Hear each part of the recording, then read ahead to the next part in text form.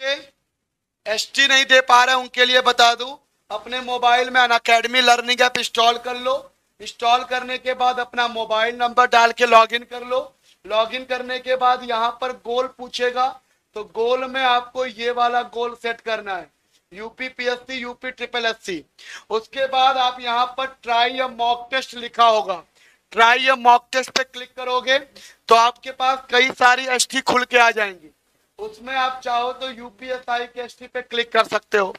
फिर एनरोल करने के लिए कहेगा तो एनरोल आप मेरे कोड से कर सकते हैं। ये कोड से आपको बिल्कुल एसटी जो होगी बिल्कुल फ्री में मिल जाएगी, उसका कोई चार्ज आपको नहीं लगेगा। ठीक है। अनअकैडमी पे बेटा एनी टाइम एनीवेयर कहीं पर भी लाइव और रिकॉर्डेड सेशन आप देख सकते हैं। यहाँ पर बेस्ट एजुकेटर बेस्ट इन्फ्लुएंसर से पढ़ने का मौका मिलता है। मल्टीपल करेस्पॉन्डेंस कोर्सेज मिलते हैं। प्रॉपर एकेडमिक कैलेंडर प्रोवाइड किया जाता है। Workshop strategy session master classes मिलती हैं। अनलिमिटेड क्विजेस दिया जाता है। स्टडी मटेरियल और लाइव डाउट क्लियर सेशन कराया जाता है। इसके साथ साथ बेटा आपको बता दूं, स्वप्निल अग्रवाल जो डिस्ट्रिक्ट ऑडिट ऑफिसर हैं यूपी पीएससी 2018, उन्होंने भी अनअकैडमी पर ही अपनी पढ़ाई किया और उन्होंने अनअकैडमी को थैंक यू बोला है कि अनअकैडमी से पढ़ के उन्होंने इस जॉब को हासिल किया है। साथ में मनोज झा जी यूपीएससी 2018 क्वालिफाई करके इन्होंने भी अनअकैडमी को थैंक यू बोला है।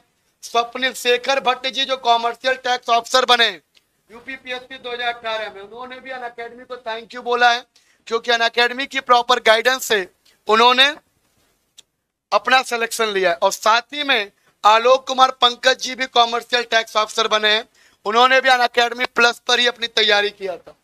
तो आप भी चाहिए तो कर सकते हैं घर बैठे तैयारी। 12 महीने का सब्सक्रिप्शन 3 महीने फ्री, 24 महीने का सब्सक्रिप्शन 4 महीने फ्री। सब्सक्रिप्शन लेने के लिए आपको मेरा रेफरल कोड यूज करना होगा और इस रेफरल कोड में 10% का डिस्काउंट भी मिलता है। गाना जाते जाते गाना, ठीक है। साथ में बैच के बारे में बता देता हूं। लेखपाल की मुख्य परीक्षा की तैयारी क्रैश कोर्स 23 सितंबर से शुरू हो चुका है। ये बैच अनअकैडमी प्लस पर आपको मिल जाएगा। तो जिन बच्चों के पास अनअकैडमी ऐप है वो कर सकते हैं। साथ में ये तमाम बैचेस जो आप देख रहे हैं ये सारे के सारे बैच आपको अनअकैडमी प्लस पर मिलेगा। बस एक बार सब्सक्रिप्शन लेना है अनअकैडमी पर, बैच कर सकते हो। बैच करने के लिए मेरा रेफरल कोड जरूर यूज कर लेना, इससे आपको डिस्काउंट मिल जाएगा। अगर आप बैच खरीदना चाहते हो तो 24 महीने का ये चार्ज है, 12 महीने का 7। चलिए, नमस्कार मेरे प्यारे बच्चों, एक बार फिर से मैं आपके साथ आ रहा हूँ इस प्लेटफॉर्म पे। इसका सेकंड पार्ट लेकर आ रहा हूँ। जैसा कि हमने रिजर्वेशन का पहले पार्ट में आपको बताया था कि आपको कैसे रहकर न्यूट्रल रहकर निष्पक्ष रहकर रिजर्वेशन के बारे में समझना है। और पहले पार्ट में मैंने आपको थोड़े हद तक कुछ एग्जांपल दिए थे रिजर्वेशन को लेकर।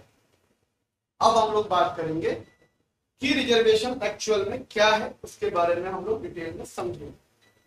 आपको रिजर्वेशन की ये सारी चीजें हमने बताया था कि विवाद क्यों है, इस पर हमने डिस्कस किया था। फिर मैंने आपको बताया था कि आपको कैसे जाकर यहाँ पर समझना है इस कॉन्सेप्ट को। और फिर मैंने आपको इसकी मूल धारणा के बारे में कुछ एग्जाम्पल आपको समझाया। ये सारे एग्जाम्पल मैंने आपको समझाया था। एक आईएएस का एग्जाम्पल लेकर समझाया था। एक फैमिली में कुछ बच्चे हैं, अगर उनको 2 लीटर दूध लेके समझाना है वो समझाया मैच को। लेकिन अब हम बात करेंगे इक्वलिटी को लेकर समझेंगे को, और इक्वलिटी के कॉन्सेप्ट को समझेंगे। देखो, अगर हमने इक्वलिटी की बात सुनो, समानता की बात, समानता के 2 कॉन्सेप्ट। एक होता है नेगेटिव इक्वलिटी, या आप कह सकते हैं नकारात्मक समानता, और एक होता है पॉजिटिव, जिसको हम लोग कहेंगे सकारात्मक समानता। ये नकारात्मक समानता और सकारात्मक समानता बेसिकली है क्या, अगर इसके बारे में हम डिटेल में समझें तो हमें समझ में आता है कि है तो दोनों ही समानता, लेकिन जब आप ये समझ जाओगे कि नेगेटिव समानता और पॉजिटिव समानता क्या है, और फिर जब आप समझ जाओगे कि भेदभाव क्या है, तब आप ये बता पाओगे कि जो आरक्षण है वो एक्चुअल में किसके खिलाफ है।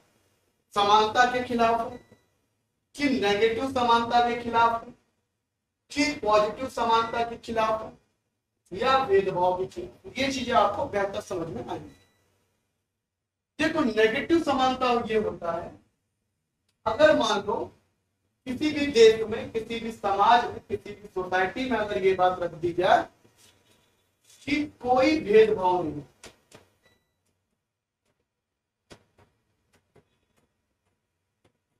कोई भेदभाव नहीं होगा, रूल सबके लिए समान, मतलब चाहे आप वंचित वर्ग से हो, चाहे आप बड़े हो, चाहे आप छोटे हो, चाहे जैसे भी हो, सबके लिए एक रूल समान होगा, उसके अंदर कोई भेदभाव जैसी कोई बात नहीं रखी जाएगी। ऐसे थॉट को, इस तरीके की समानता को किताबों में नेगेटिव समानता बोला गया है, नकारात्मक समानता इनको बोला गया है। ठीक है।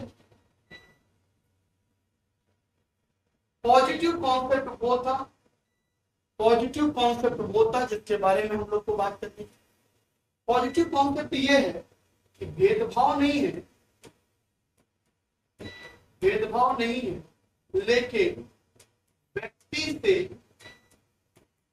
मंजिल की दूरी समान रखें,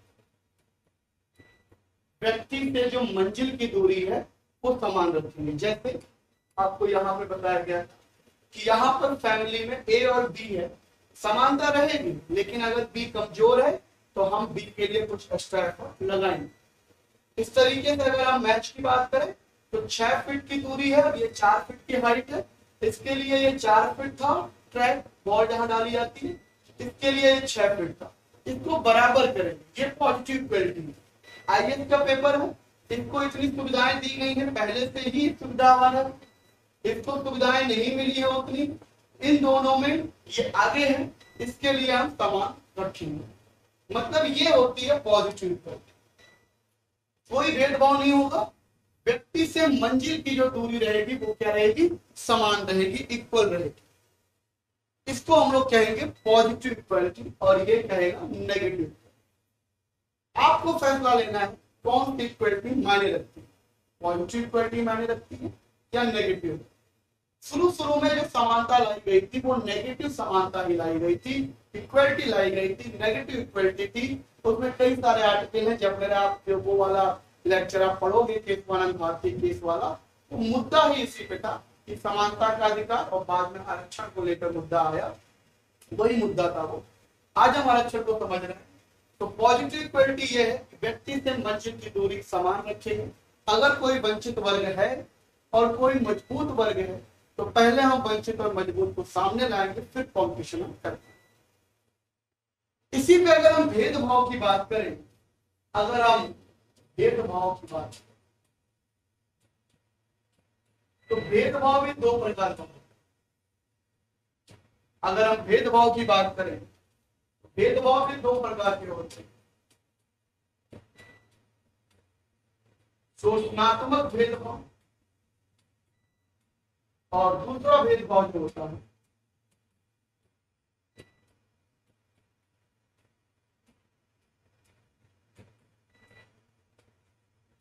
संरचनात्मक भेद।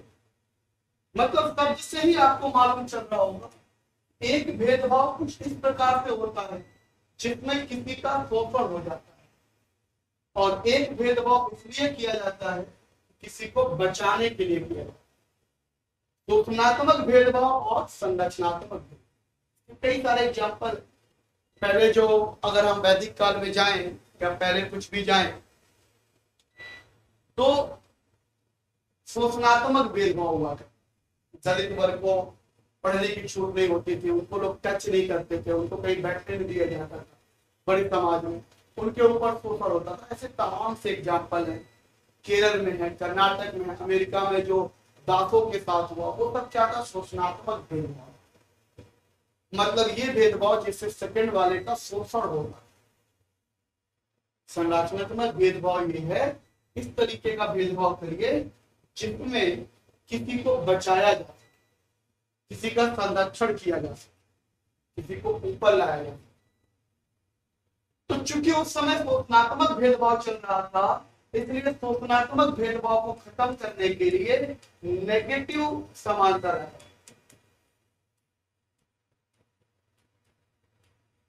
नेगेटिव समानता से क्या हुआ, अब सबको बराबर कर दिया गया, सारे रूल सेम हो गए। मतलब जैसे एक बड़ा वर्ग रहेगा वैसे एक छोटा वर्ग रहेगा, जहां बड़ा वर्ग खाएगा वही छोटा वर्ग खाएगा, जहां पे राशन बड़े वर्ग को मिलेगा वही राशन छोटे वर्ग को मिलेगा। एक ही दुकान होगी, ऐसा नहीं होगा कि यहाँ से वंचित वर्ग नहीं खरीद सकता। सबको बराबर कर दिया गया, सारे नियम पूरे देश में बराबर कर दिए गए। और जब नेगेटिव समानता आई तो शोषणात्मक भेदभाव बिल्कुल खत्म कर दिया, क्योंकि उस समय शोषणात्मक भेदभाव हो रहे थे, शोषण हो रहा था लोगों का। उन शोषणों को खत्म करने के लिए हम लोगों ने नेगेटिव समानता।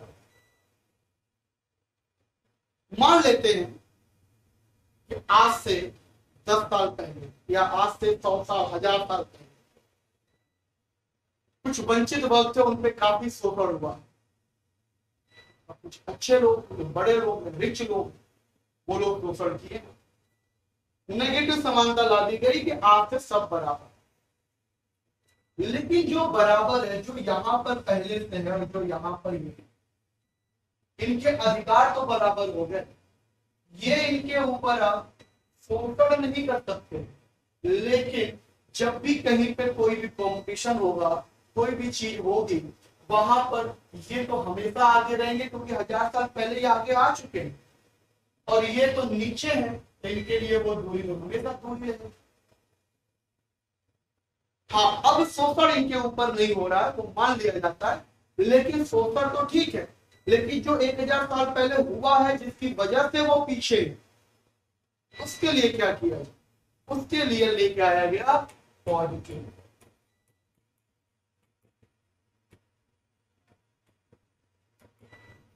इसके लिए लाया गया पॉजिटिव इक्वलिटी। पॉजिटिव, देखो नेगेटिव इक्वलिटी जो होती है वो शोषणात्मक भेदभाव को बिल्कुल खत्म कर देती है। यहाँ पे शोषण नहीं हो पाएगा, क्योंकि सब लोग बराबर हो। तुम मुझे एक झापड़ मारोगे तो मुझे भी अधिकार है कि मैं तुम्हें झापड़ मारूं। लेकिन जो पहले से ही पीछे थे, उनको आगे कैसे लाए? अब से सब बराबर है, तो भैया जो पीछे नुकसान हुआ है वो कौन भरपाई करेगा? उसके लिए पॉजिटिव इक्वलिटी का कॉन्सेप्ट आया कि इसके लिए पॉजिटिव इक्वलिटी बढ़ाया। और पॉजिटिव इक्वलिटी क्या करती है? संरचनात्मक भेदभाव को। नेगेटिव इक्वलिटी क्या करती है? नेगेटिव इक्वलिटी शोषणात्मक भेदभाव को खत्म करती है। लेकिन जो पॉजिटिव इक्वलिटी है वो क्या करती है? संरचनात्मक भेदभाव को बढ़ाती है, इंक्रीज करती है, जिससे हम लोग संरक्षण पैदा करते हैं, जिससे जो वंचित वर्ग है उसको ज्यादा मौका मिलता है, और जो पहले से संपन्न है उनसे मौका छीन कर इनको दिया जाता है। और ये करना भी चाहिए, उचित भी है। आप भी इस बात से सहमत होंगे।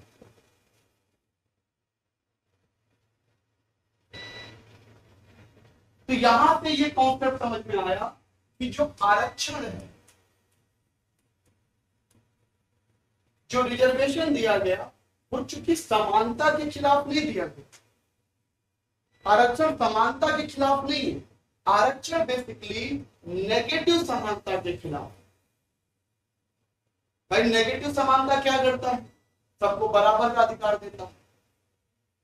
तो जो आरक्षण हुआ, जो कोटा हुआ, जो रिजर्वेशन हुआ, वो बेसिकली इसके खिलाफ है। आप अगर कहते हैं कि समानता के खिलाफ है, तो जी नहीं, वो समानता के अधिकार के खिलाफ नहीं है, बल्कि नकारात्मक समानता के अधिकार के खिलाफ। ये आप कह सकते। और नकारात्मक समानता क्या है?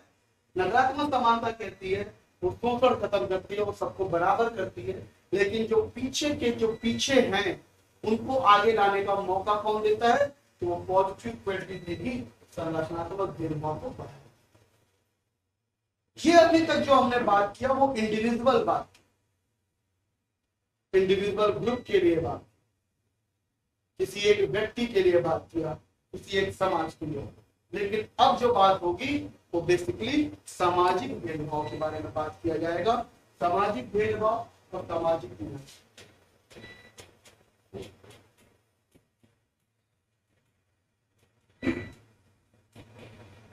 सामाजिक भेदभाव बेसिकली जैसे कहीं पे नस्लों को लेकर भेदभाव होता है, कह सकते हैं रेस जिसको कहते हैं, नस्ल को लेकर भेदभाव होता है। भारत में जात को लेकर भेदभाव होता है। इसके कई सारे प्रमाण है, कई सारे एग्जाम्पल, ऐसा नहीं। कहीं कहीं पे जेंडर को लेकर भेदभाव होता है, पुरुष और महिला के खिलाफ। सामाजिक भेदभाव क्या होता है? जो रेस को लेके हुआ, जात को लेके हुआ, जेंडर को लेके हुआ, रिलीजन को लेके हुआ, धर्म को लेके हुआ, या बड़े और गरीब लोग, इकोनॉमिक को लेके हुआ, कुछ गरीब लोग हैं, कुछ अमीर लोग हैं, उनके खिलाफ ये जो भेदभाव है ये कहलाता है सामाजिक भेदभाव। इसके कई सारे एग्जाम्पल, जैसे एक एग्जाम्पल आप लोग सर्च कर लीजिएगा, मैं उस एग्जाम्पल को यहाँ पर डिस्कस नहीं करने जा रहा हूँ। केरल में एक एग्जाम्पल सुनने को मिलता है, अगर आप नेट पे सर्च मारेंगे तो आपको मिलेगा।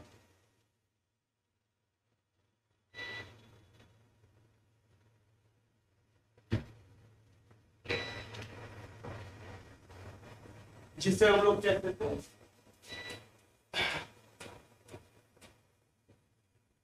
नांगेली की कहानी। आप गूगल पे सर्च मारिएगा इंटरनेट पे नांगेली की कहानी, तो आपको समझ में आएगा। केरल में एक निम्न स्तर के लोगों पर, जो वंचित वर्ग हुआ करता था, जो निम्न स्तर पे हुआ करता था, उनके पुरुष और मेल और फीमेल को एक टैक्स देना पड़ता था।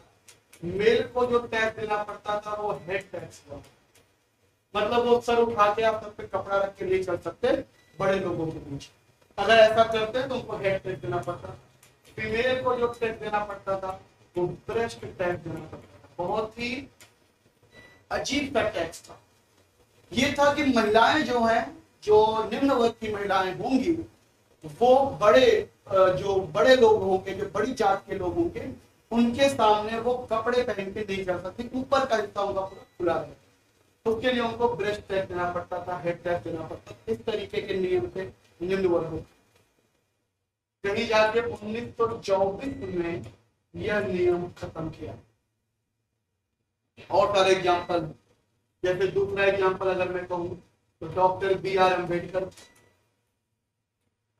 सामाजिक भेदभाव के शिकार B.R. अम्बेडकर। B.R. अम्बेडकर को लोग एक जाति के रूप में सूचित करते हैं, वो गलत है, क्योंकि B.R. अम्बेडकर जितने अपनी जात के लिए काम किया उससे ज्यादा उन्होंने महिलाओं के लिए भी काम किया है। तो B.R. अम्बेडकर इतने पढ़े लिखे थे, डबल PhD थे। अब सवाल यह है कि उनको पढ़ने का मौका मिल कैसे गया? तो उनके जो पिता थे वो इंग्लिश आर्मी में एक सैनिक के रूप में काम किया करते थे, जिसकी वजह से वो अपने पूरे परिवार के 14वें बच्चे थे। उनके परिवार में 14 बच्चे थे, 14वें बच्चे खुद B.R. अम्बेडकर थे, और इनको एक मौका मिल गया पढ़ने का। और चूंकि आर्मी में इनके पिताजी सैनिक थे तो इस वजह से इनको मौका मिल गया स्कूल में जाने का, वरना वंचित वर्गों को या दलित को ये मौका नहीं मिलता था पढ़ने वढ़ने में, कुछ नहीं था, लेकिन इनको मिल गया। और इन्होंने पढ़ाई किया, डबल PhD किया। और कहा जाता है संविधान सभा में जितने लोग थे उसमें सबसे ज्यादा पढ़े लिखे अगर कोई व्यक्ति थे तो B.R. अम्बेडकर। इनके साथ भी बहुत कोहर हुआ था कि स्कूल में अपनी खुद चटाई लेके जाते थे, स्कूल क्लास के अंदर इनको बैठना अलाउ नहीं था, बाहर बैठना था। उन्होंने अपनी आत्मकथा में लिखा है, एक वर्ड लिखा है, नो प्यून नो वाटर। मतलब जहाँ पे पीने की पानी की व्यवस्था होती थी वहां पर ये जाके पानी नहीं पी सकते थे, क्योंकि वहां बड़े जात के लोग जाते थे। तो अगर प्यून जो होता था वो प्यून जो है वो पानी निकाल के ऊपर से इनको पिलाता था। अगर उस दिन प्यून नहीं आया तो पानी पीने का इनके पास कोई ऑप्शन ही नहीं था, no peon no water. Doctor B.R. Ambedkar भी सामाजिक भेदभाव के ही शिकार हुए थे। ऐसे कई सारे एग्जाम्पल हैं।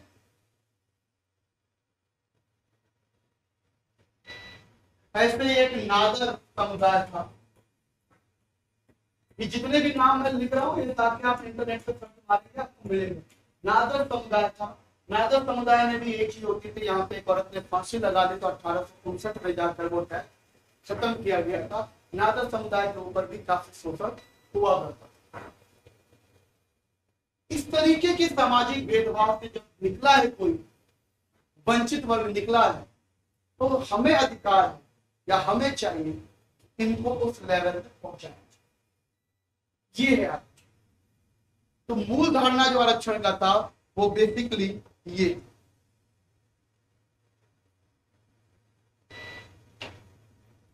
और इन्हीं सब चीजों को देखते हुए सामाजिक न्याय की बात होती है।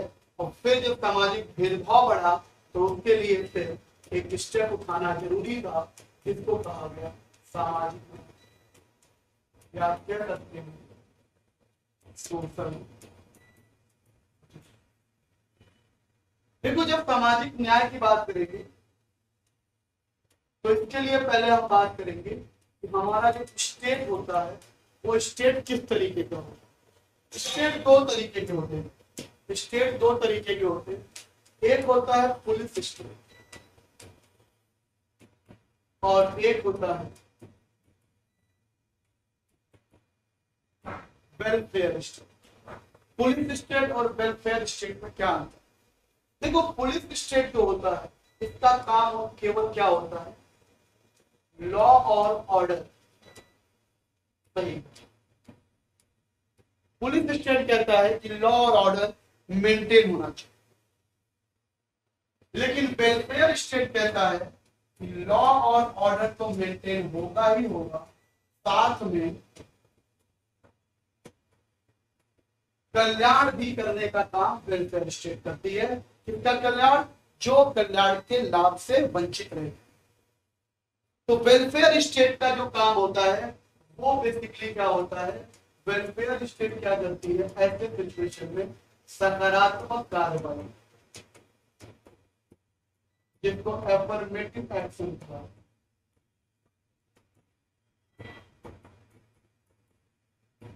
वेलफेयर स्टेट ने क्या किया? इन सब के लिए, जो ऐसे वर्ग थे, इनके लिए सोशल जस्टिस दिलाने के लिए, सामाजिक न्याय दिलाने के लिए एक सकारात्मक कार्रवाई किया, एफर्मेटिव एक्शन किया। अब जो एफर्मेटिव एक्शन था, जो सकारात्मक कार्रवाई थी, ये दो तरीके से की जा सकती है।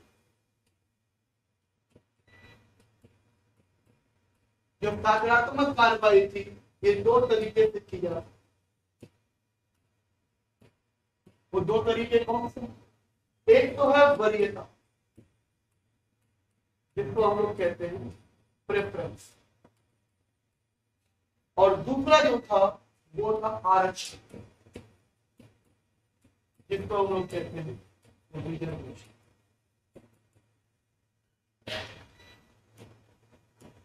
ये वरीयता और आरक्षण में बेसिकली अंतर क्या है, अगर हम इसको समझे तो वरीयता का मतलब होता है, वरीयता दो तरीके से दी जाती है।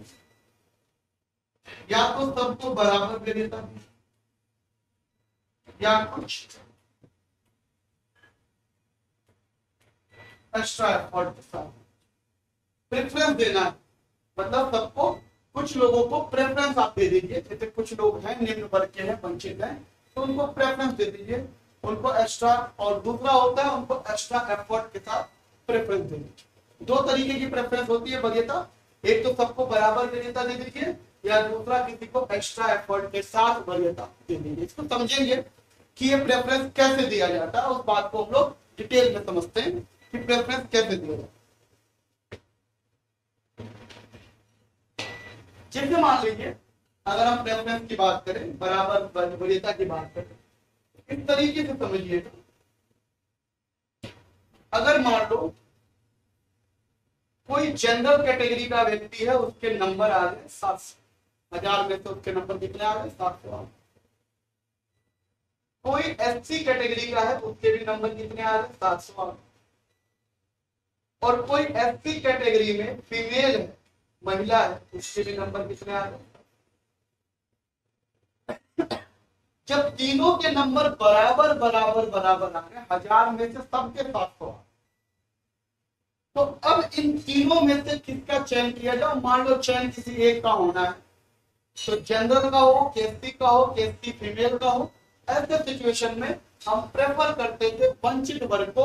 और वंचित वर्ग कौन कौन से? एससी एसटी है, लेकिन एसटी में महिलाएं हैं, तो महिलाएं ज्यादा वंचित, तो हम इसको सिलेक्शन करेंगे। अगर हमें 2 सीटों पर सिलेक्शन करना है तो पहले में एससी फीमेल करेंगे, दूसरी में एसटी को करते हैं। अगर हमें 3 सीटें करनी है तो पहला ये, दूसरा ये, तब जाके तीसरा ये होगा। मतलब योग्य भी होना चाहिए। योग्यता में हम लोग प्रेफरेंस दे रहे हैं, अगर बराबर नंबर आ गए, हमें एक ही चाहिए या दो चाहिए तीन में से, तो हम दो उन लोगों को प्रेफर करेंगे जो वंचित वर्ग के होंगे, जो निम्न वर्ग से। ये कहलाता था बराबर का। दूसरा प्रेफरेंस दिया गया एक्स्ट्रा एफर्ट के। एक्स्ट्रा एफर्ट का साथ मतलब ये हो गया, अगर बोल दिया गया कोई एससी है तो हम उसको 15 नंबर बढ़ा के दे देंगे। एग्जाम्पल दे रहा हूं, अगर कोई एसटी है तो उसको हम लोग 18 नंबर बढ़ा के दे देंगे। अगर कोई एसटी में फीमेल है तो उसको हम लोग 20 नंबर बढ़ा के दे देंगे। अगर कोई एसटी में फीमेल है तो उसको हम लोग 22 नंबर बढ़ा के दे देंगे। मतलब जितना भी स्कोर रहेगा उसमें इतने नंबर हम लोग क्या कर देंगे, बढ़ा देंगे। और ऐसे तमाम, अगर कोई पीडब्ल्यूएस इकोनॉमिक वीकर सेक्शन का है तो उसको हम लोग मान लो 10 नंबर बढ़ा देंगे। ओबीसी है मान लो तो इसको हम लोग 7 नंबर बढ़ा देंगे। इस तरीके कि जब आपका कंपटीशन होगा, जितने भी आपके नंबर आएंगे उस नंबर में आपकी कास्ट को देखकर, आपके स्टेट को देखकर आपके नंबर को बढ़ा देंगे। उसके बाद देख लेंगे कितना कट ऑफ आ रही है, क्या है। अगर आप इतने नंबर बढ़ाने के बाद अगर उपयोग हो जा रहे हैं तो आपकी नौकरी दे दी जाएगी। ये कहलाता था प्रेफरेंस। ये सकारात्मक कार्रवाई के अंदर प्रेफरेंस है।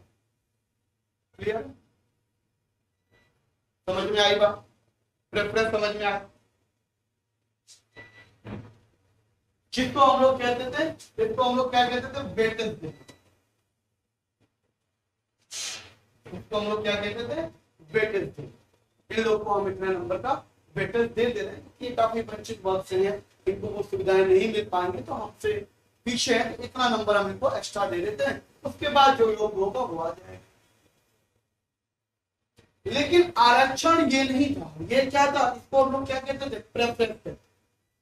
और ये काफी जगह चलता है, अमेरिका में चलता है। ठीक है, प्रेफरेंस का हिसाब किताब अमेरिका में चलता है, अमेरिका कई स्टेट में चलते हैं।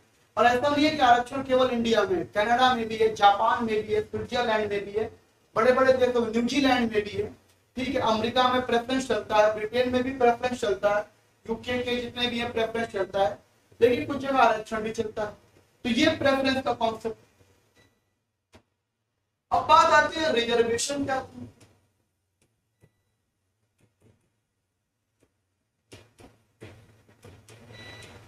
तो रिजर्वेशन बेसिकली क्या था कि फिक्स कोटा, मतलब हमने एक नौकरी अगर निकाली तो उसमें हमने फिक्स कर दिया कि इतने एसटी ही होंगे, इतने एसटी ही होंगे, इतने जनरल ही होंगे, इतने जो भी होंगे, जो भी आपका रिजर्व कोटा रहेगा वो हमने कोटा फिक्स कर दिया। और ये फिक्स कोटा भी दो तरीके का फिक्स है, एक हुआ हॉरिजॉन्टल कोटा और एक हुआ वर्टिकल। मतलब आप कह सकते हैं वर्टिकल रिजर्वेशन और आप इसको कह सकते हैं हॉरिजॉन्टल। दो तरीके का रिजर्वेशन आपको दिया गया, हॉरिजॉन्टल रिजर्वेशन और वर्टिकल।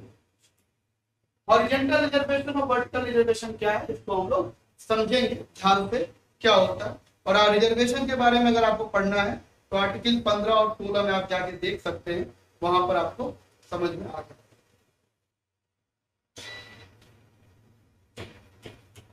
आर्टिकल 15 और 16 में जाके देख सकते हैं रिजर्वेशन के बारे में कॉन्सेप्ट समझाया है, क्या है हॉरिजॉन्टल और वर्टिकल। ठीक है, देखो अगर जनसंख्या की बात करें अपने देश में तो जैसा कि सेंसस आता है, जनसंख्या गिनने के बाद आता है, तो एसटी, एसटी, ओबीसी इस तरीके से अभी तक तो ये क्लियर नहीं है हमारे देश में कि जात के हिसाब से कितना जनसंख्या है। ओबीसी की जनसंख्या कोई फिक्स नहीं है, लेकिन अगर हम एक सैंपल लेके चले हॉरिजॉन्टल, अगर हम आरक्षण को लेके समझे तो हॉरिजॉन्टल आरक्षण बेसिकली क्या है, हॉरिजॉन्टल आरक्षण बेसिकली क्या है। जैसे मान लेते हैं कि 80 को 15% सीट फिक्स कर दी, अगर कोई नौकरी आई तो उस नौकरी में 80 की हमने कितनी जगह फिक्स कर दी, 15% जगह हमने फिक्स कर दी। एसटी की हमने कितनी जगह फिक्स कर दी, मान लो 7% जगह फिक्स कर दी। ओबीसी की अगर हम बात करें तो मान लो 27% जगह फिक्स कर दिया हम लोगों ने। इकोनॉमिक वीकर सेक्शन की अगर हम बात करें तो हमने 10% की जगह फिक्स कर दी, और जो बच गए लगभग 40% वो हमने किसको दे दिया, अनरिजर्व लोग को। हॉरिजॉन्टल रिजर्वेशन बेसिकली क्या था या क्या है इसको समझो। अगर कोई नौकरी का पद आता है, इस नौकरी के पद में एसटी के लिए कितनी सीटें आ गई, 15%, एसटी के लिए कितनी आ गई, 7.5, ओबीसी के लिए 27, ईबीएस ईडब्ल्यूएस समझ लो, इकोनॉमिक वीकर सेक्शन, जो पैसे से कमजोर है, जो गरीब हो, ठीक है। इस तरीके से महिलाओं की भी सीट होती है।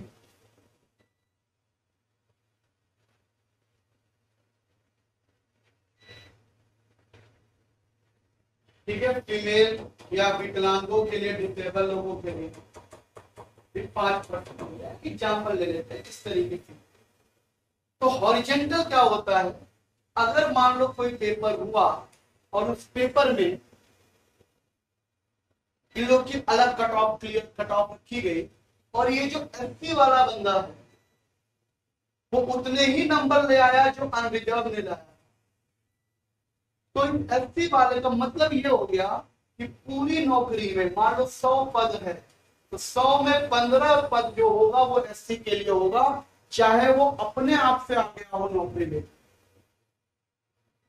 या चाहे वो नौकरी उसको मतलब उसके नंबर कम रहे, या उसको रिजर्वेशन दे के लाया गया। मतलब 15 से कोई 16 नहीं होगा, 15 ही सीट उनके लिए रहेगी। वो अपने से आ गए तो बढ़िया है, क्या दिक्कत है, फिर रिजर्वेशन नहीं देंगे। कोई ओबीसी है, अगर 27 ओबीसी हम भरेंगे, अगर वो ओबीसी अपने से नंबर लेकर आ गया, उतने नंबर जितने चाहिए थे, तो ठीक है, नहीं लेके आया तो हम आरक्षण देंगे उसको ले आएंगे, लेकिन 27 ही रखेंगे, 27 के ऊपर हम उसको रिजर्वेशन नहीं देने वाले। ये हॉरिजॉन्टल रिजर्वेशन। हमारे देश में जो चलता है वो चलता है वर्टिकल रिजर्वेशन। वर्टिकल रिजर्वेशन क्या होता है, वही रेंज रखेंगे हम लोग, सेम चीजें होंगी, लेकिन अगर कोई जगह है उसमें 40 अगर अनरिजर्व है और एससी वाला बच्चा अगर इसमें आ गया, एससी वाला बच्चा अगर इसमें आ गया, तो ये इसमें ही रहेगा। अभी भी हमको 15 लोगों को एससी में रिजर्वेशन देना है, देना मतलब ये एससी वाला यहाँ आ गया तो वो यहाँ है, कोई दिक्कत नहीं है, लेकिन वो 15 लोग जो नहीं आ पाए हैं, उन 15 को हमें रिजर्व देना ही देना, उनको रिजर्वेशन देना ही देना है। वो एससी तो अपनी मेहनत से आया, रिजर्वेशन थोड़ी आया। मतलब इसमें उछाल करने की क्षमता होती है लोग। यहाँ पर क्या था, 15 हो गए, चाहे वो अनरिजर्व के अंदर आ गया हो, चाहे वो उतने ही नंबर लेके आ गया हो, ज्यादा नंबर लेके आ जाओ, 15 ही रखेंगे, 16वां नहीं हो।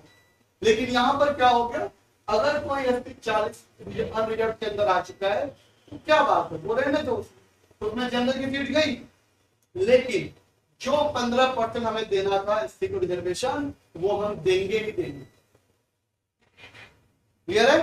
तो वो 15% मतलब वो 15 बच्चे और आएंगे, इसको छोड़ दो, ये 15 थे, ये है वो एक्स्ट्रा है, 15 तो रहेंगे रहेंगे। इसको हम लोग कहते थे, क्या हम लोग कहते हैं, वर्टिकल रिजर्वेशन। हमारे कंट्री में जो चलता है वो बेसिकली वर्टिकल रिजर्वेशन चला है। क्लियर हुआ? रिजर्वेशन यहां समझ में आया?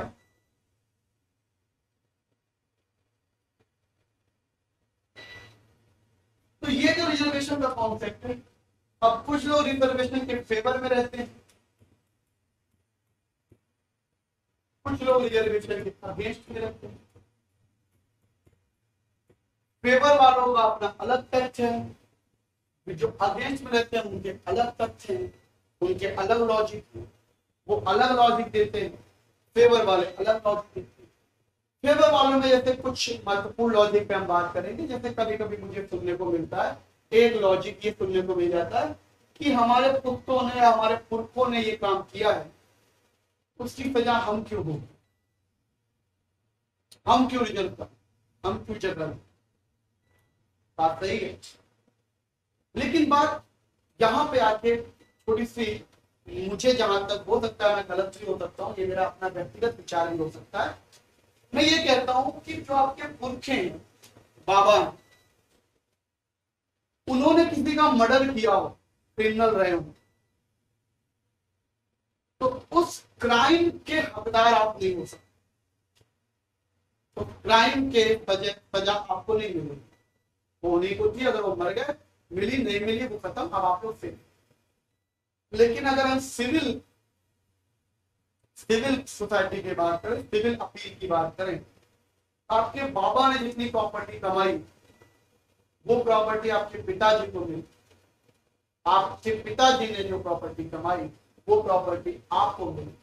तो कहीं ना कहीं आपके बाबा के द्वारा कमाई गई जो प्रॉपर्टी है, जो वंचित वर्गों के शोषण से आई थी या वंचित वर्गों को वो लाभ नहीं मिल पाया, लेकिन चूंकि आप बड़े थे, आप बड़ी जात के थे, तो आपको वो लाभ मिला। उस लाभ का फायदा अगर आप उठा रहे हैं तो ये भी बात सत्य है, अगर उसमें से कुछ हक किसी को देना पड़ेगा, वो भी हक आपको देना चाहिए, क्योंकि आप उस प्रॉपर्टी का लाभ तो आप उठा रहे हैं जो प्रॉपर्टी आपके बाबा ने कमाई, और वो कमाई कहां पे थी? वंचित वर्गों से। तो उस प्रॉपर्टी का अगर आप लाभ उठा रहे हैं तो उस लाभ में अगर कुछ कटौती होगी, कुछ कटात होगा, तो वो आपको देना पड़ेगा। ये है। और भी कई सारे तथ्य होते हैं। लोग कहते हैं ये समानता के खिलाफ है, ये लोकतंत्र हित में नहीं है। कुछ लोग कहते हैं कि अगर जैसे मान लीजिए ये लोग जाएंगे तो फिर योग, बिल्कुल सही है। अगर हम बात करें ये फेवर वालों की, एक बात मुझे समझ में आती है, ग्लोबल लेवल पे अगर हम बात, तो ग्लोबल लेवल पे अगर हम देखें तो हमें आरक्षित नहीं बल्कि योग्य लोग चाहिए होंगे। क्योंकि जैसे आप देख रहे हो कोरोना वायरस आ रहा है, चीन ने एक वायरस हमें भेज दिया, कितने लोग मर रहे हैं, सब कहा जा रहा है। आने वाले 100 सालों में ये भी हो सकता है कि जो युद्ध हो सैनिकों से ना हो, वायरस से हो, रोबोट युद्ध लड़े, क्योंकि हमारे देश से ज्यादा तकनीकी देश अमेरिका है, रूस है, चाइना है। उनसे लड़ने के लिए, उनसे ग्लोबलाइज लेवल पे अगर देखा जाए तो हमें योग्यता चाहिए, योग्य लोग चाहिए। और योग्य कहां से आते हैं? मेरिट से आते हैं। ऐसे में आरक्षित लोग अगर जाएंगे तब क्या होगा? प्रॉब्लम ये है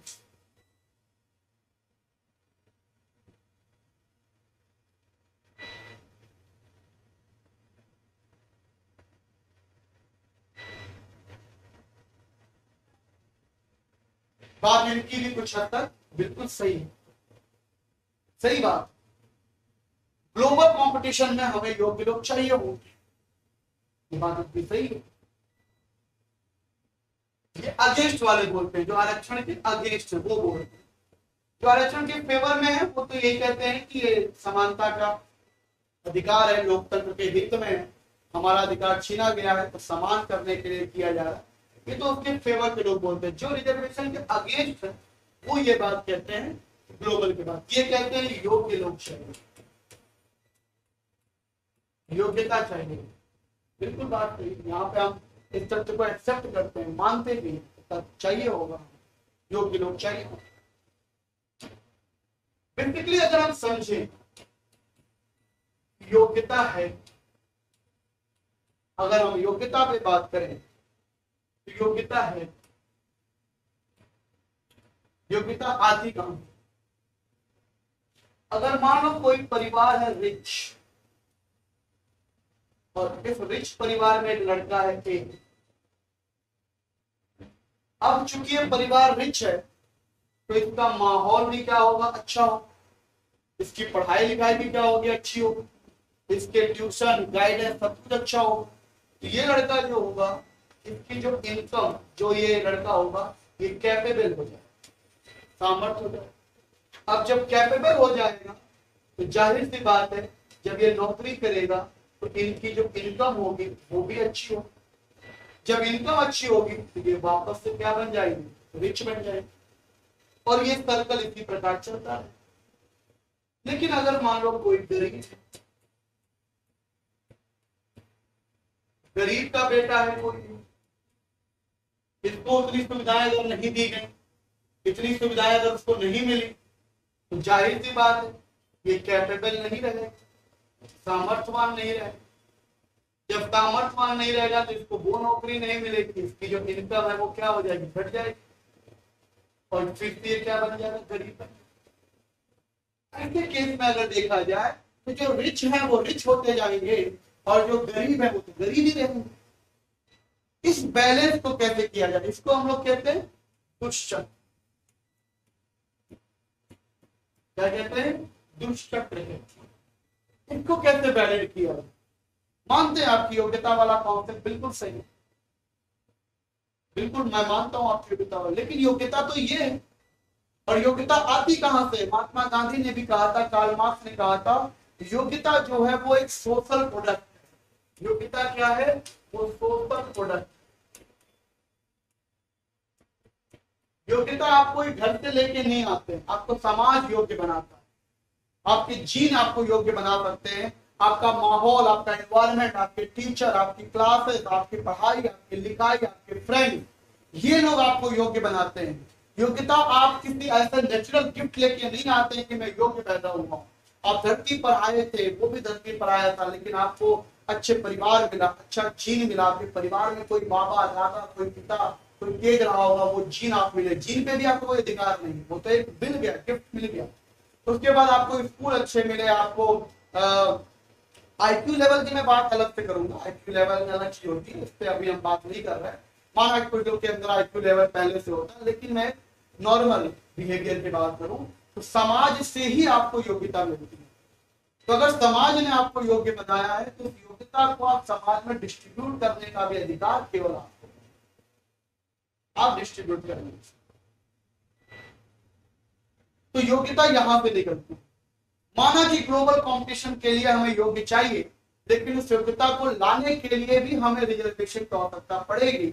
जब हम रिजर्व करेंगे तो हो सकता है यहां से भी कोई हमें योग्य मिल जाए, और जब योग्य मिल जाएगा तो वो भी ग्लोबल कंपटीशन में उतना ही अधिकार दे पाए, उतना ही हेल्प कर पाए।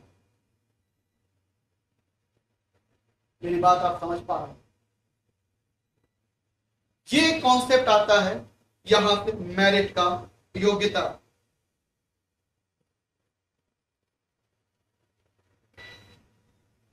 इसका एक और भाग मैं लेके आऊंगा, किन किन वर्गों को कितना मिलता है। लेकिन अगर मैं पूरे लेक्चर का कंक्लूजन करूं तो कंक्लूजन दो ही लेवल पे समझ में आ रहा है। दुख कब होता है, प्रॉब्लम है क्या, बेसिकली रिजर्वेशन को लेकर प्रॉब्लम है। अगर मैं अब के सिस्टम की बात करूं, मान लीजिए वंचित वर्ग के अंदर कोई समृद्ध हो गया, कोई पैसा वाला हो गया, कोई अच्छा हो गया, रिच हो गया, लेकिन चूंकि उसी को भी रिजर्वेशन भी मिल रहा है और दर पर दर उसकी फैमिली को रिजर्वेशन मिलता जाएगा, वो और समृद्ध होता जाएगा। उसके नीचे के जो वंचित वर्ग रह जाएंगे उनको उस रिजर्वेशन का लाभ नहीं पहुंच पाएगा। ये इसके ड्रॉबैक। तो कुछ सिस्टम में सुधार करने की जरूरत है, कुछ एफर्मेटिव एक्शन की जरूरत है। हमारे समाज को देखिए, अगर हम अपने समाज भारत देश की बात करें तो सोशल जस्टिस भी चाहिए और हमारे देश को योग्यता भी चाहिए। ये दोनों ही बेहतर रिक्वायरमेंट। हमारी सरकार को या हमारे लोगों को कुछ ऐसे नियम लाने चाहिए, कुछ ऐसे कानून बनाने चाहिए, कुछ ऐसे चेंजेस करने चाहिए जिसकी वजह से सोशल जस्टिस भी बना रहे, सामाजिक न्याय भी चलता रहे और जो योग्यता है वो भी हमारे देश को मिलता रहे। हम दोनों में सामंजस्य बना के चलते। दूसरी चीजें जो है वो मैं ये कहूंगा, जो आजकल की रिजर्वेशन व्यवस्था है उसके अंदर सुधार होना चाहिए। और सुधार में ये होना चाहिए, आज भी अगर आपको लगता हो कि कोई वंचित वर्ग है उसको रिजर्वेशन की आवश्यकता नहीं है, तो कुछ ऐसे नियम, कुछ ऐसे कानून, कुछ ऐसे एक्ट पास होने चाहिए जिसको रिजर्वेशन की आवश्यकता नहीं है, उन्हें रिजर्वेशन नहीं मिलना चाहिए। कुछ व्यवस्था में सुधार होनी चाहिए जिसपे ये चीजें बंद हो। लेकिन रिजर्वेशन पूर्णतः रूप से गलत था, वो गलत है। रिजर्वेशन सही है, ये मेरा अपना मानना है। हाँ, व्यवस्था में कुछ खराबी है, व्यवस्था को सुधारने की जरूरत है, लेकिन जो है वो चाहिए होगा, उन लोगों को अधिकार चाहिए होगा। हमारा आपका अधिकार है, फैसला आपको करना है। मैंने लेक्चर आपको पूरा दे दिया है, थोड़ी चीजें छूटी हुई है, थोड़ा चीजें मैंने फास्ट में पढ़ाया क्योंकि लेक्चर ज्यादा 1 घंटा और बढ़ जाता है अभी। उन चीजों पे मैं कभी और आऊंगा, रिजर्वेशन के किसी और दिन। मैं कोई डेट तो नहीं बताऊंगा, किसी और दिन किसी और मुद्दे पे लेके आएंगे, बात करेंगे रिजर्वेशन का जो कंप्लीट टॉपिक है, किसको मिलता है, कितना मिलता है, पॉलिटिक्स में कितना है, जॉब पे कितना है, प्रमोशन में कैसे है, इन सब पे बात करेंगे कि प्रमोशन में कितना होना चाहिए, जॉब में कैसे होना चाहिए, प्राइवेट जॉब में कैसे होनी चाहिए, पॉलिटिक्स में किस लेवल की रिजर्वेशन होनी चाहिए।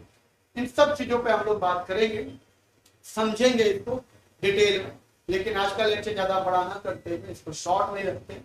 यहाँ तक आपको मैंने समझाया, शायद ये भी मेरे ख्याल से घंटे भर की क्लास हो गई होगी, तो 40-50 मिनट की हो गई होगी, और पहले वाला भी मैंने आपको बताया। इन सब चीजों को हम लोग डिटेल में समझें। चलिए, तो आज की क्लास यहीं पे ओवर करते हैं, आज की चर्चा यहीं पे खत्म करते हैं। अगर आपको अच्छा लगा, कोई कमी लगी हो तो आप जरूर मुझे कमेंट करके बताइएगा, कुछ अच्छी लगी हो तो वो भी कमेंट करके जरूर बताइएगा। मुझे उम्मीद है कि आप लोग मेरी बातों को समझ पाए होंगे, और किस टॉपिक पे अगर आपको वीडियो चाहिए तो आप जरूर उसे कमेंट करके बताइएगा। मैं कोशिश करूंगा जल्दी ही उसके भी टॉपिक लेकर। थैंक यू, नमस्कार, जय हिंद, जय भारत।